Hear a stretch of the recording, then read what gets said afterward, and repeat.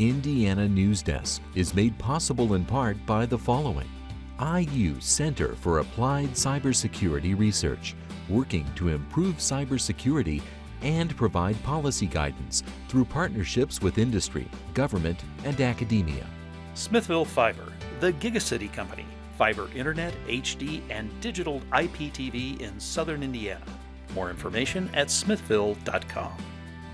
And by WTIU members. Thank you. Coming up on Indiana Newsdesk, a $1 billion investment in Indiana roads. Your motorists can expect 94% of roads becoming fair or better through this 21st century crossroads plan. Ahead, a closer look at Governor Pence's plan, including how he plans to fund it without raising taxes. Plus, the money you're carrying in your wallet is filthy. It carries bacteria, viruses, and drug residue. When it's tuned correctly, we've never not found cocaine. Ahead, an in-depth look at a local research project that might make you consider paying exclusively with plastic. And the wait continues for ISTEP results. Ahead, our StateImpact team explains the latest issue and when schools might see test scores. Those stories plus the latest news headlines from across the state right now on Indiana Newsdesk.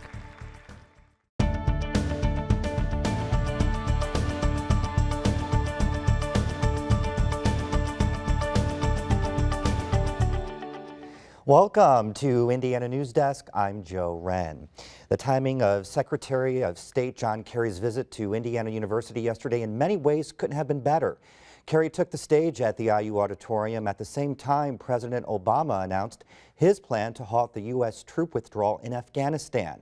Obama pledged to end the war that's been going on for 14 years in that country, but Thursday's announcement means his successor in the White House will inherit the war. Sarah Whitmire reports on John Kerry's visit to IU and why he says the president's decision to reverse course on his plan to pull troops out of Afghanistan is the best thing for the U.S. and the world. President Obama says he's convinced his plan to maintain troop levels at 9,800 in Afghanistan through much of next year before reducing them to 5,500 in late 2016 or early 2017 is critical to that country's success and to the security of U.S. national forces. Today, speaking at Indiana University here, Secretary of State John Kerry echoed the president's remarks, saying that the plan was absolutely critical to protecting U.S. troops. This decision is the result of an extended process of review designed to ensure that our fundamental interests in that country and in the region are protected.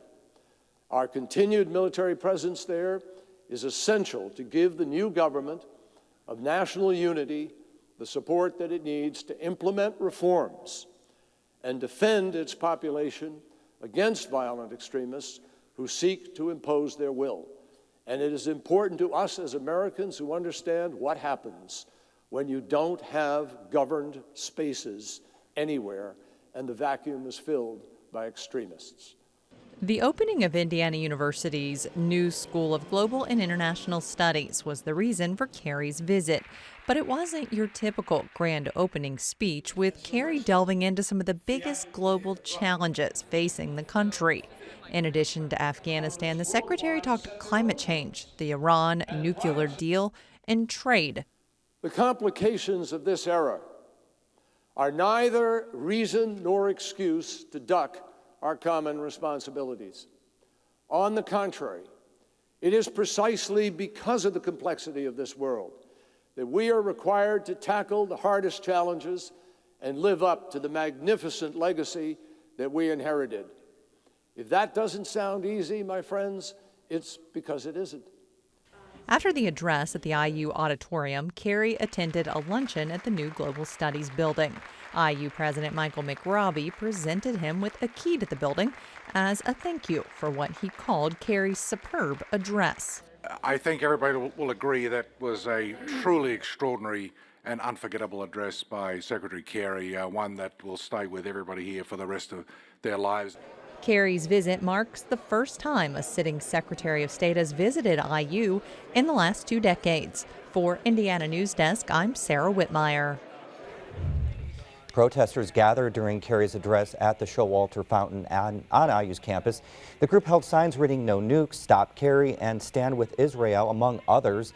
They said they wanted to send Kerry a message, especially concerning the recent nuclear deal with Iran. Legislators and local leaders are at odds over how to best address the state's infrastructure needs over the next several years. There's been a lot of talk about the condition of Indiana's roads, with Governor Mike Pence and the Indiana Department of Transportation touting an increase in the quality of pavement and bridges. Meanwhile, Democrats have launched a Fix Our Roads social media campaign, asking people to share pictures of the state's crumbling infrastructure. Amid all the controversy, Governor Mike Pence this week announced his plan for improving roads and bridges. Reporter Barbara Brosier has been following this story all week and is here to break it all down. Barbara, what does Pence's proposal call for? Well, Joe, Pence wants to have a 4-year, $1 billion spending plan to improve existing roads throughout the state of Indiana. Now, he has a variety of funding mechanisms that he wants to use for this. He wants to use reserves, new and refinanced bonds, as well as some state money as well from future state budgets. Now, at his announcement earlier this week, Pence did point out that, hey, over the past 3 years, pavement and bridges throughout the state have rating it fair or better have increased, and that's a good thing. But he says that we really need to leverage the state's fiscal strength and spend more on infrastructure. Ultimately, the funding that I've outlined, when included with base funding, will put INDOT on a path to resurface 16,000 miles of state highways and repair more than 5,200 bridges over the next 15 years. Pence says he did speak with several of the state's legislative leaders when developing his plan. And Joe, legislators would have to approve much of the money that he wants to use for this funding proposal before it could go forward. Well, then how are legislators responding to this plan then? It really depends on who you talk to, but this is not an issue that's necessarily split along party lines by any means. A lot of people are applauding Pence for taking the initiative, wanting to invest in infrastructure, but some are saying, hey, this includes no money for local roads. And local roads make up about 2/3 of the pavement in Indiana. A lot of the communities are cash-strapped. They can't afford to pay for improvements on their own. State Democratic Party Chair John Zodi says that's why Pence's plan will not fix this problem, and it's really too little too late. It takes $1 billion a year to just maintain the bare minimum to maintain our infrastructure system in Indiana. The governor's proposing $1 billion over 4 years. It's just not enough. Zodi says Pence's plan was a political reaction to criticism the administration received about the month-long closure of a bridge along I-65 over the summer. Pence, however, Joe, chalked that criticism up to what he called political nonsense. He says that's not the case. Now, are there other options they're looking at to fix the state's infrastructure? Well, actually, the state's Road and Transportation Study Committee met for the final time yesterday, and frankly, Joe, they walked away with probably more questions than answers at this point. They do know that the state definitely needs more money for roads. How much more? INDOT says about $250 million more on top of existing funding, but there was a question about that number as well, because INDOT has previously said we need $300 million. So there's a lot of confusion about the numbers, but the state INDOT commissioner, Brandy Hendrickson, says regardless of how much they need, the state's roads aren't crumbling. We are not in a crisis mode related to our infrastructure. Our bridges are sound, our pavement is sound. And Joe, another issue that was very briefly touched on during this committee meeting is INDOT's investigation into faulty asphalt that it discovered was being used to pave some of the state's roads. They say they're looking into $71 million worth of projects to see how big of an issue this is. They're not sure at this point. Okay, thank you very much, Barbara. Coming up next on Indiana Newsdesk. When can schools expect to see ISTEP exam results? They've been delayed once, and it seems it will happen again. Our StateImpact team breaks it down. And Barbara will be back for the latest headlines from across the state, plus another trip back in time in our History Through Headlines segment. You won't want to miss this one. These stories and more right here on Indiana Newsdesk.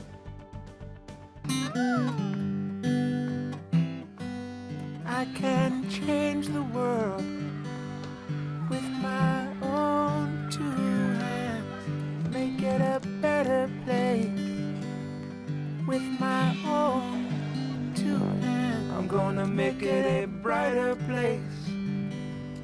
With my own two hands, I'm gonna help the human race. With my own two hands, I can hold you. In my own two hands, and I can comfort you. With my own two hands, with my own two hands.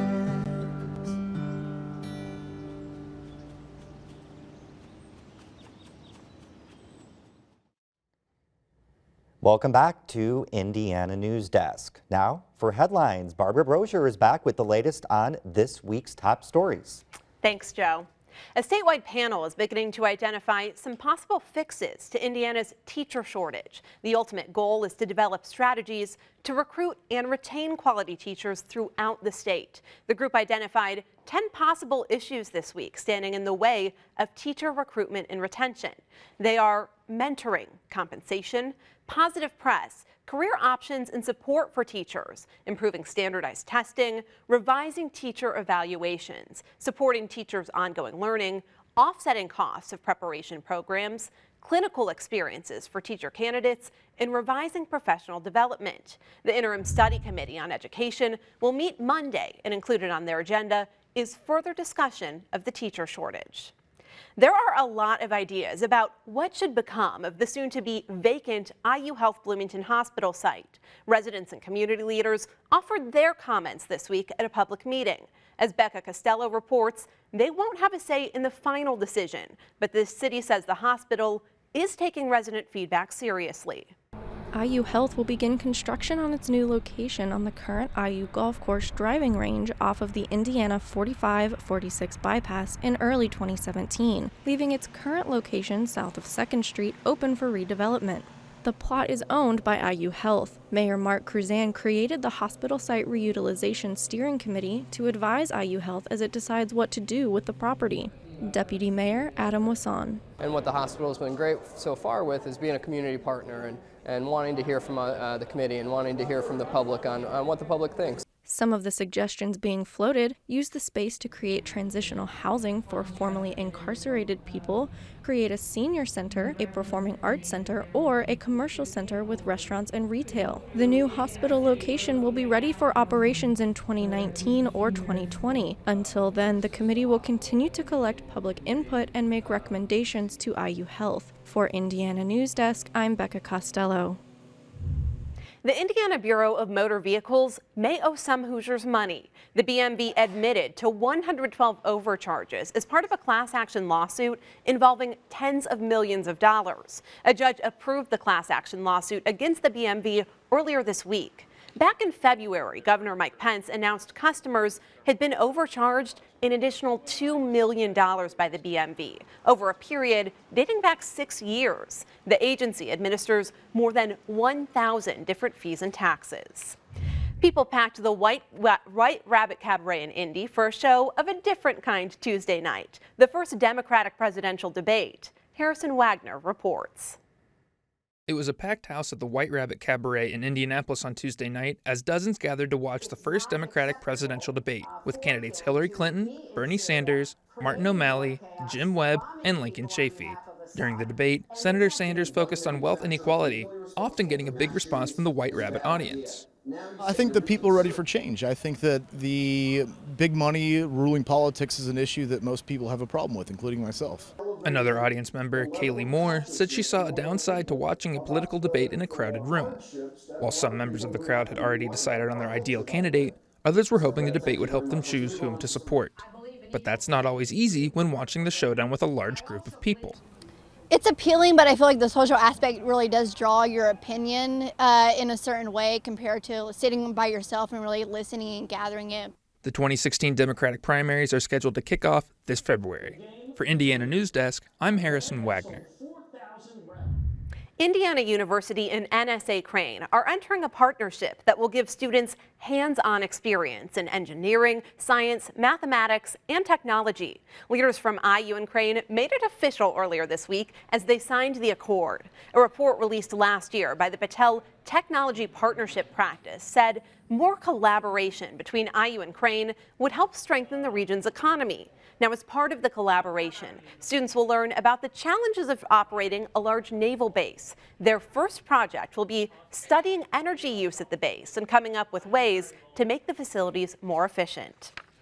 Well, if you live in Bloomington, you've likely had a run-in with the crows that converge on the courthouse square. They've been causing a mess for the city and its residents. As Alexander McCall reports, a panel of experts hosted a discussion this week on how the city can best address the ongoing issues. Crows have become infamous in Bloomington.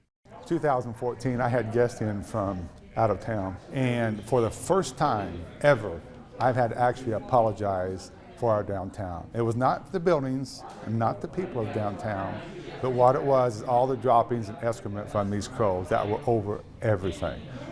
The city is in the first stages of developing a plan to deal with the pesky birds. Experts discussed possible solutions at a panel discussion this week. The city could use pyrotechnics, lasers, or sound disruption to control the crow population. The quicker you can address the problem and try and dissuade them from roosting here, the better chances you have of actually getting the birds to stop that action. A timetable for implementing a plan hasn't been established. For Indiana Newsdesk, I'm Alexander McCall.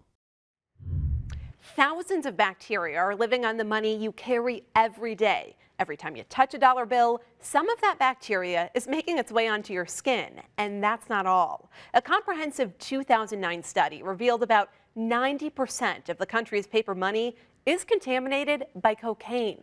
Scientists at Indiana University Bloomington are putting that theory and many others to the test using newer, faster technology.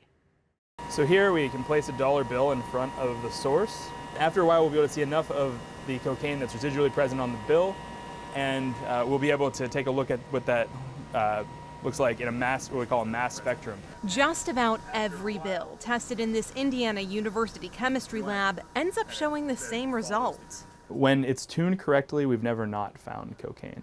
Cocaine residue on the bills you keep in your wallet, your pocket, or your purse. It's a small amount, but the speed at which it's detected shows just how powerful the technology in this lab can be. What's really interesting about our method is that we're able to find that cocaine within a matter of seconds on a dollar bill, whereas a lot of the older techniques would require hours. Testing dollar bills is just one use for this machine. So I'll start with the organic one. You can place just about anything in front of the source and quickly detect whether a certain element is present. And that has a lot of important applications, like national security. We've been able to detect several different explosives quite readily. It's possible thanks to a mass spectrometer and this glowing purple helium, known as the flowing atmospheric afterglow source. That source is the key to getting results in a matter of minutes. The key thing with the flowing atmospheric pressure afterglow source is that it's able to very quickly exchange energy that's coming from the source through the small capillary exit there onto whatever sample is placed in front of it. And that will allow us to very quickly and easily go ahead and look at what those different molecules are. IU scientists have used the machine to test foods, drugs, and even computer chips. One of the really cool things that Dr. Pfeiffer was able to do was he was able to look at electronic chips and find ways to determine whether or not they were counterfeit or the authentic things. And as they continue to conduct more experiments, they expect to come across dozens more real-world uses for the instrument. It is a helium-based plasma, and helium is a really valuable resource because it's used for a whole variety of different applications throughout science because it has a lot of really interesting characteristics. We've been keeping you up to date on the Indiana Fever in their quest for their second WNBA national title. Sad news to report, they lost to Minnesota in Game 5 this week. but the team's players and coach called it a special season with many accomplishments to be celebrated. A lot of sports action this weekend. Homecoming festivities are already underway at IU. The Hoosiers take on Rutgers Saturday. IU Athletics will honor the 70th anniversary of the Hoosiers' 1945 Big Ten Championship football team during the game. And Joe, we cannot forget IU's own Kyle Schwarber trying, hopefully, to lead the Cubs to victory. Yes, and now we know the Cubs play the Mets, and the Cubs have beaten the Mets all 7 times this season, but that was before the Mets added to their roster. So it'll be very interesting. Should be fun. Maybe they'll reverse the curse. Yeah. Thanks, Barbara. A few months into the school year, many Indiana teachers are already preparing their students to take the state's new ISTEP Plus test next spring. Meanwhile, they're still waiting to see scores from last year's test, and they could have to wait even longer. The State Board of Education voted Wednesday to stretch the process out longer because of concerns raised by Department of Education staff. Rachel Morello of our StateImpact Indiana education team is here to explain the board's decision and what another delay could mean for schools moving forward. Thanks, Joe. The issue at hand involves differences in the level of difficulty between the online and paper pencil versions of the annual test. Schools have the options to give either one. State Department of Education staff say there are always differences between the two types, which is why they complete a regular study to compare them. But board members questioned whether that study needs to be completed before the board can go ahead with setting cut scores. That's the point that determines passing versus failing. They had planned to do that at their meeting this week, but decided to wait until they could see more information about the two test formats. The big question is whether the delay will mean schools have to wait even longer to see their students' ISTEP scores. Board members had previously hoped to get scores to schools by December, a deadline that had already been pushed back once before. Board member Sarah O'Brien says she's pleased with the board's decision to work to get things right the first time around, but adds that she knows schools are waiting. At this point, we're getting them so delayed that we have students that are not getting fine-tuned adjustments to their education that might be afforded based on the results that we might see. Remember, ISTEP is just one link in a larger chain. Those scores affect things like school accountability grades and teacher evaluations. State Superintendent Glenda Ritz says she hopes the issue can be addressed in a timely manner, so the board's timeline will remain intact. It's a very complex system when you're talking about accountability, extremely complex.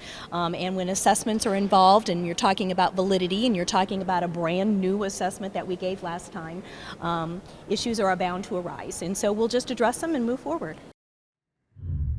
That could happen as soon as October 28th. The board has a special meeting on the books for that day to discuss new high school diploma recommendations. So if reviews are completed by then, board members could vote to establish cut scores during that meeting. Joe? And meanwhile, the state is moving to a new test vendor, so it'll be interesting to see how all this comes together this next year. Yeah, definitely will. Thank you, Rachel. Thanks. And now we take a look back at what was making the news in our History Through Headlines segment. It was October 1975. Gerald Ford was president, Pink Floyd's Wish You Were Here was the #1 album, and a prominent gay activist visited Bloomington. The headline reads, Matlovich, All Need Equality. Leonard Matlovich was a decorated Air Force pilot who fought in the Vietnam War. In 1975, he was discharged for being gay. He dedicated his life after that to battling for gay rights. Matlovich's friend and activist ally, Michael Bedwell, says he was the best-known gay activist of his time, inspiring many to come out as homosexuals. I've read and been told by any number of people that he was the first gay person that ever made them feel positively about themselves. And that was true in and out of the military. Bedwell first met Matlovich when he was the head of the now-defunct Bloomington Gay Alliance. The group invited Matlovich to come and speak at its second Gay Awareness Conference. His speech focused mainly on self-affirmation, a topic that held strong meaning in his own life. He had only accepted his own gayness a couple of years before. He was 30 when he came out. That same year, he was featured on the cover of Time magazine. Through his work, he helped other gay military service members receive honorable discharges. Leonard Matlovich contracted HIV in 1986 and died from AIDS in 1988. His tombstone does not bear his name. Instead, it reads, "When I was in the military, they gave me a medal for killing 2 men and a discharge for loving one." Michael Bedwell will be giving a presentation on the ban on gays in the military October 22nd at the Lilly Library. That's also the 40th anniversary of Leonard Matlovich's discharge. A report from the City of Bloomington's Utilities Water Quality Office shows that organic contaminants in Bloomington's drinking water have been increasing. The contaminants of concern are haloacetic acids and total trihalomethanes. Both are byproducts of the water treatment process and may increase the risk of cancer. The highest detected levels of the contaminants were both above the EPA's allowable level last year. The Utilities Department is taking steps to address the issue by flushing fire hydrants and conducting a study. The study will help the city determine whether any adjustments need to be made to its water purification process. And before we end this week, a note of congratulations to our StateImpact Indiana Education Reporting Team. For the 3rd consecutive year, they took home a National Edward R. Murrow Award, which recognizes excellence in journalism. There were more than 4,200 entries this year. Only 100 of these were handed out to winners from across the country. And that's the end of this program. More online at WTIUnews.org.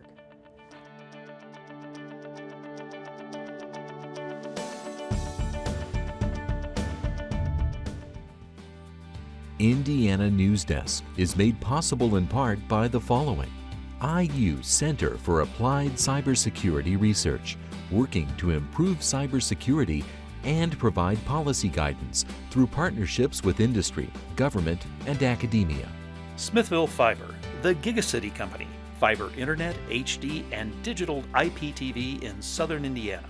More information at smithville.com. And by WTIU members. Thank you.